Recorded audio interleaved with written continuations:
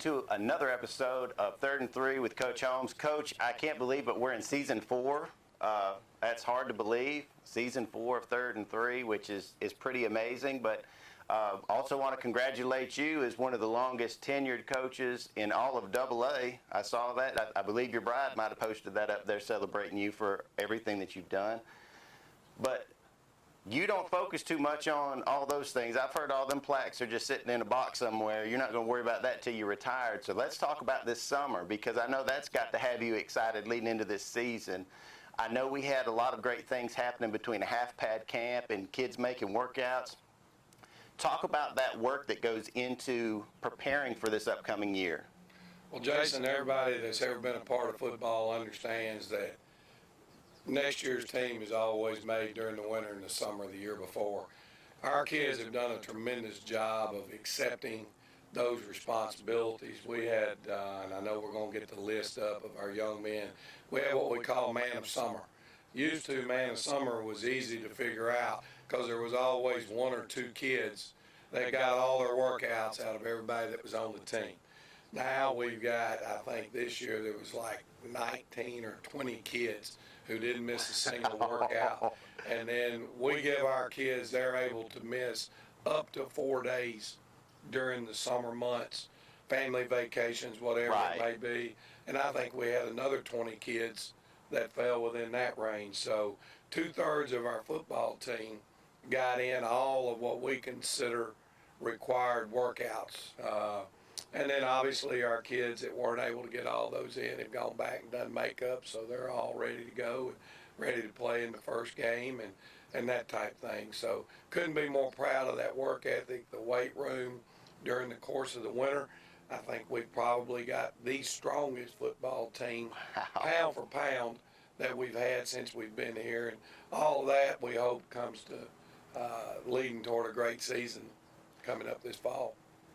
Well, I know I've been watching some of the videos, and we're hoping maybe we can grab a couple of those to throw up there. We've seen some guys making some really good bench maxes, some squat maxes, some clean maxes. It's always exciting for me as somebody who used to lift weights. Not as much as I used to, but Coach, all of that preparation is going to be put to the test for the first time this week. And before we get into the game against Baldwin in the preseason kickoff, we've got to start talking about ticket sales, because we want to make sure that these stands are full to the brim with supporters of the Irish. So for one thing, we're going to be flashing the graphic up there for season ticket sales and also for regular ticket sales. Coach, just briefly talk about the importance of folks going ahead and getting those season tickets and what kind of impact it can make on the season for the Irish. Well, one of the things we did, Jason, when we had our region meeting, it was brought to our attention that when you go to Blakely County for a home football game, you're paying $10. When you go to Macon schools, you're paying $10. If you went to the county schools here in Lawrence County, you were paying $8.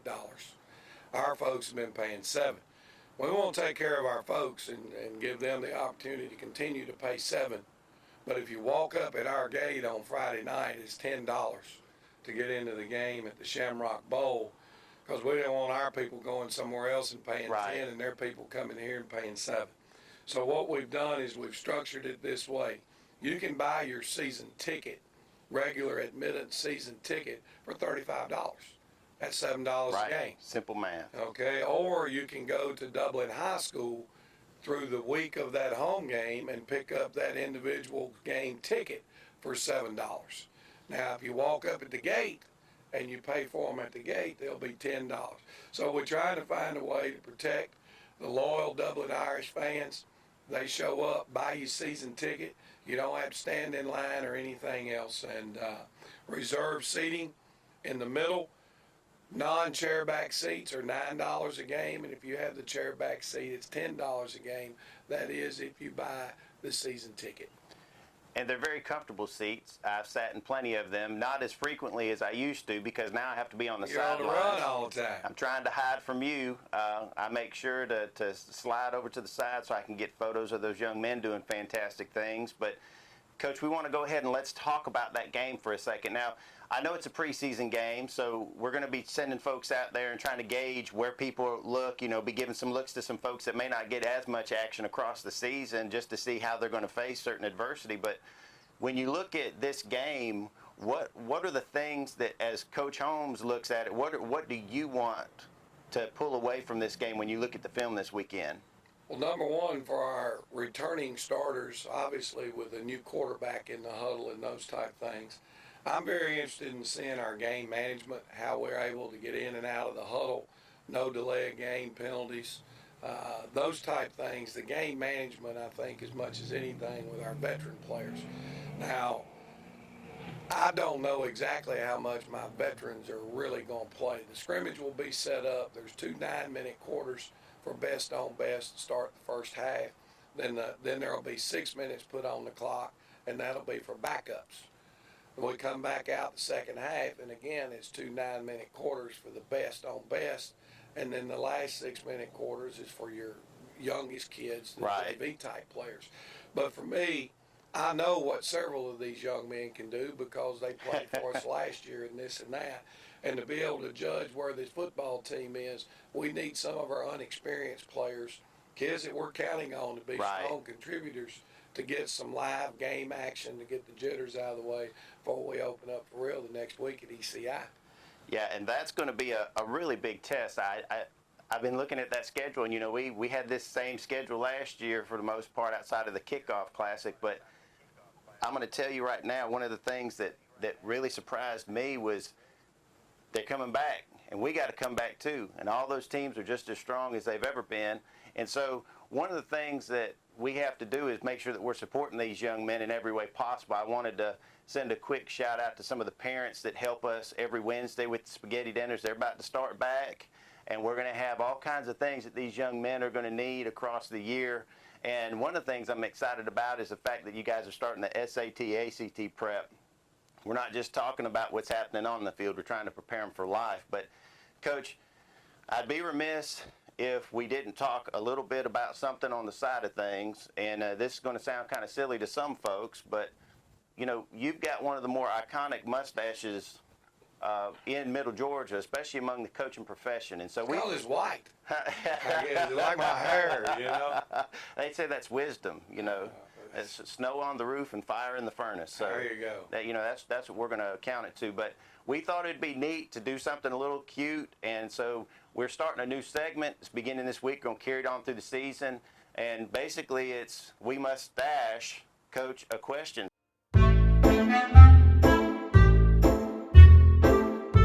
All right, you'll be seeing on the screen, folks. We've got this week's matchup is going to be Baker Mayfield versus Brian Van Gorder. So that's the mustache matchup. Coach? I got to go with Van Gorder's. He's going Van Gorder. That's sort of an upset, I'd have to say. That has to be a pretty big upset considering all that Baker keeps getting attention for. And I'm not going to lie to you, I'm a Georgia Southern alum, so I'm going to keep my opinion about Coach Van Gorder, at least from the Eagles standpoint. I know he's done some other great things in some other places, but he did win this week's matchup, and we want to encourage y'all to participate in this. This is supposed to be something that's getting y'all involved as well. What we'd like for y'all to do is to go out there and send your suggestions for Coach, which mustaches you'd like to match up, and Coach is going to tell you which one he thinks is the winner. And hopefully we're going to try to get a couple sponsors so we can award some prizes to y'all for if you get to be the one picked. But for right now, kickoff this week, Coach. 7 p.m. Jason. So it's a little Our bit normal earlier. regular game started at 7:30. Scrimmage is going to start at 7. We're excited to get this thing going. The Shamrock Bowl's looking good. We still got a few finishing touches we need to get done before the home opener for real with Swainsboro. But let's rock the place. Let's get out here and enjoy some football Friday night. Come out here every week when we have a home game. Travel with us on the road. Every Tuesday you can look for us here on 3rd and 3. And as always, we want to thank you for tuning in. Don't forget about those mustaches. We need them. You've been watching 3rd and 3 with Coach Roger Holmes.